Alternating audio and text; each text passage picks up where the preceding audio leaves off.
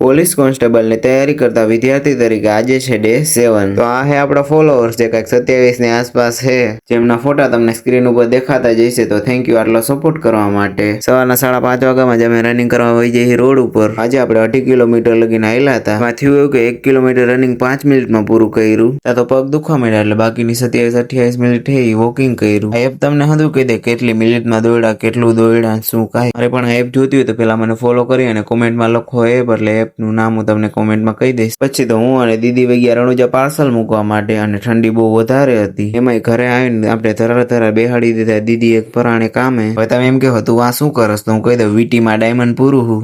तू मेरे से प्यार करती है या नहीं करती, ये बता दे तू बस।